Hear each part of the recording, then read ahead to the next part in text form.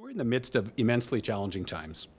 Never in my working life have I experienced multiple events concurrently impacting at a global scale.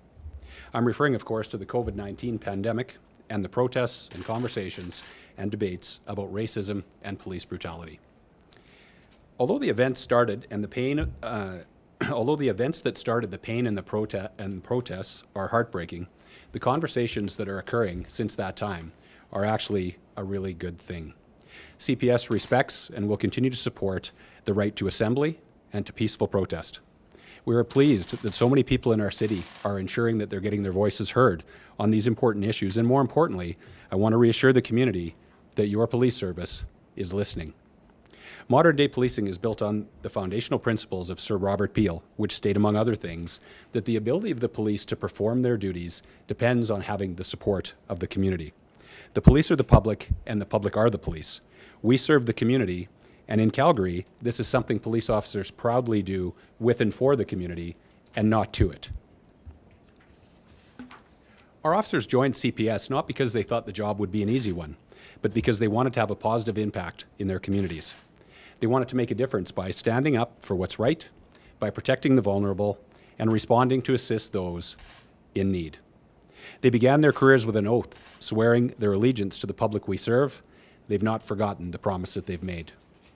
We understand our community continues to grieve, and it's working to make sense of their strong feelings concerning the senseless death of George Floyd. During the protests in our city, we heard many stories, some of them painful stories, about the prevalence of racism in our city, in our country, and the experiences that people were having with police and other institutions, and about the need to take action toward meaningful change. Let me be clear, CPS does not tolerate racism. Let me be clear, CPS does not tolerate police brutality. We do not tolerate the intentional use of force that is excessive in violation of the law or our policies or our values.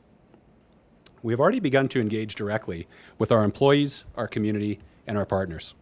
Over the coming days and weeks, we will continue this dialogue and to do so to discuss their experiences of policing in Calgary and to identify tangible steps that we can take to ensure that every Calgarian and everybody who visits this great city can have trust and confidence in CPS.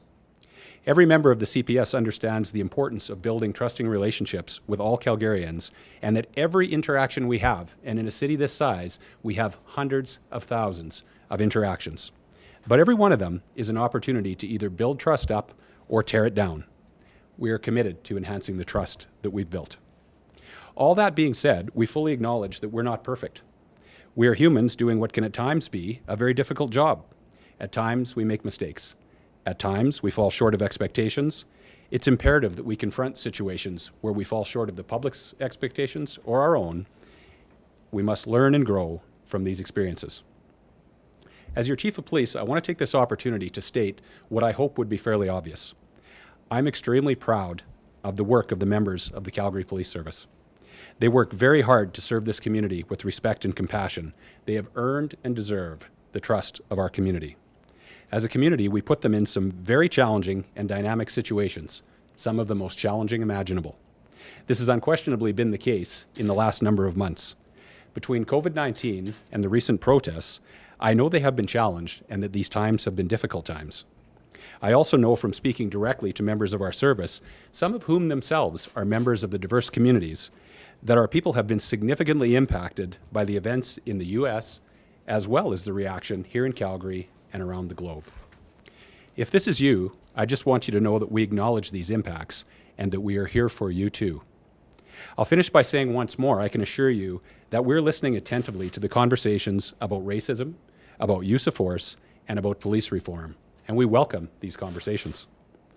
But as has been said, talk alone will never be enough.